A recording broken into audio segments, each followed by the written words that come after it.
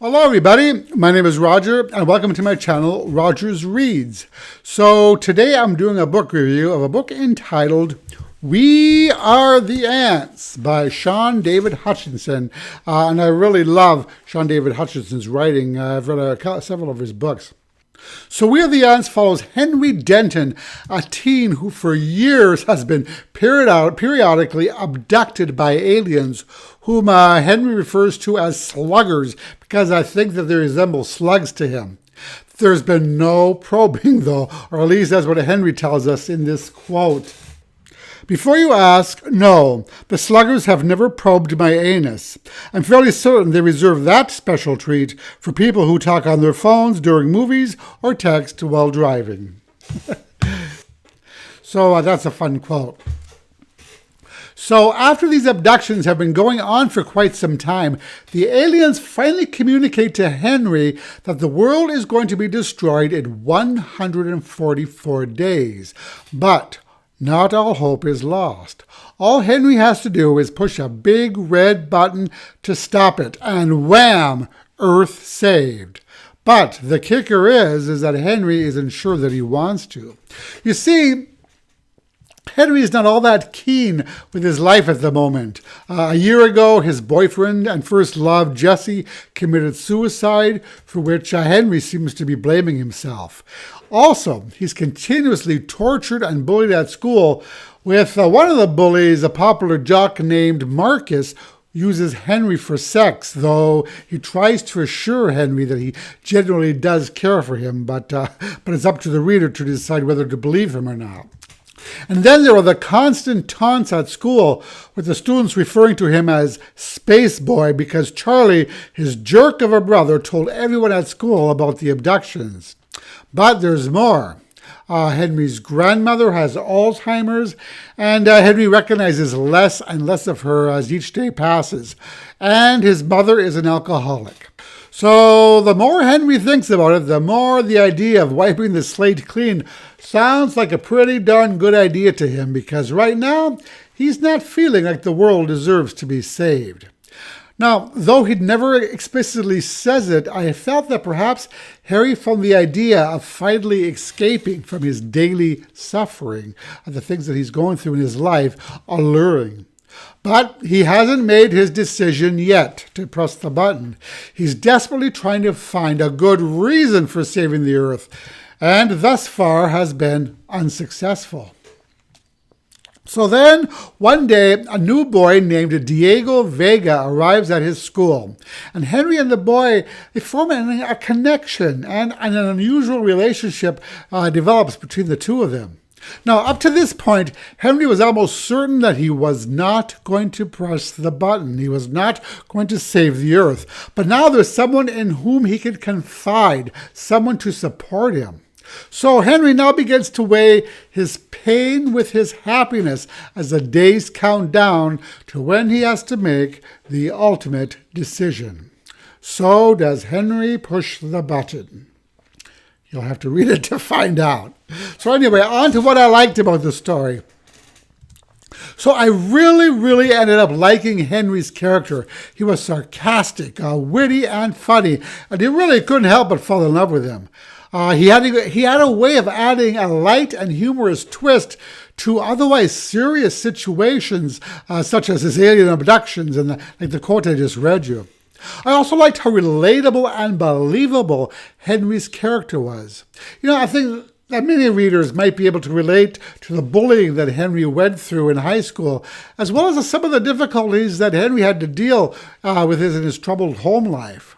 And there's no doubt that most of us have experienced a grim view of the world from time to time when we're going through tough times, much like our protagonist. I felt that the author did an excellent job of portraying Henry's struggles, and I liked how brutally honest Henry is with himself through that process. While reading this story, I wanted so badly for Henry to find some beauty in the world, and the reader really can't help but empathize with him as he's going through these awful things. I've read a few of Shaun Hutchinson's novels, and as is typical, things get a lot worse for our main character before they get better, which means things do get better for Henry once Diego enters the picture. He's kind of the bright light in Henry's dark world, and I couldn't help but love this charming and lovable character as well.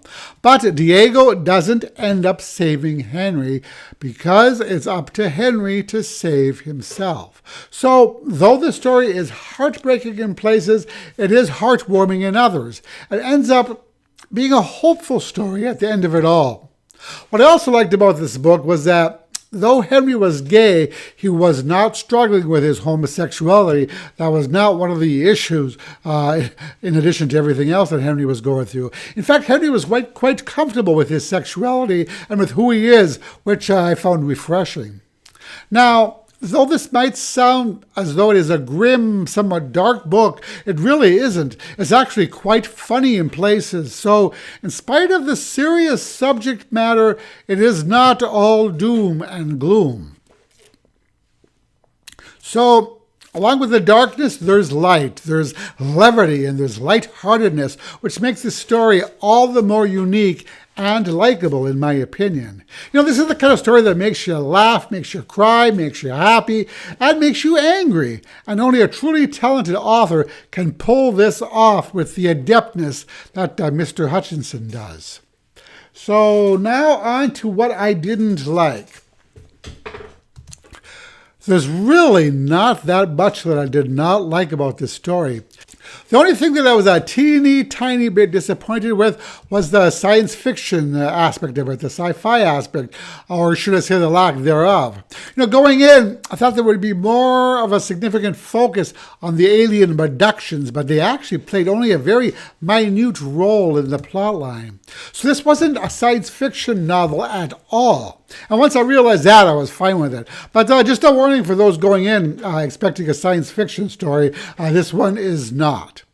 So the final verdict? We Are the Ants ended up being quite an emotional roller coaster of a book, so it was tough to read in places as it dealt with some serious and complex issues such as violence, bullying, self-harm, abuse, rape, dementia, and more.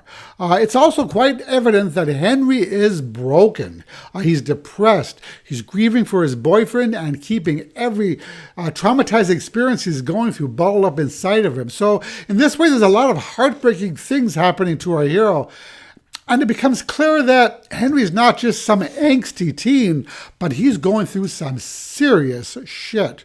So as a reader, I could really feel Henry's desperation pour out of the pages. And because of this, the story was quite cringeworthy at times as it veered off into some rather painful places. But in spite of that, in spite of the serious themes of the novel, it ends with hope, reminding us that things won't always stay the way that we are, and we shouldn't allow the bad things in our life to overshadow the good. It also illustrated nicely how it's up to us to pull ourselves up out of the darkness by making the conscious decision to let go of the past and move on. So this is a beautiful, unique, and memorable book, and it is so worth the read, in my humble opinion. I really ended up loving it. It's beautifully written, and it asks some super tough questions, giving the reader plenty to think about afterwards, well after the last page is turned. Additionally, all the characters in this book are phenomenal, complex, multi-layered, with each one being relevant to the story. Once again, Shaun David Hutchinson hit a home run for me. This was beautifully written, refreshing, with and pretty much unputdownable. And I gave this book 5 stars. And that is it for the review of We Are the Ants. As always, I thank you so much for watching. I really appreciate all of your support. And if you liked this video, I'd really appreciate if you'd give it the old thumbs up, as it were. And that's it for now. And I will talk to you in the next video. Bye-bye.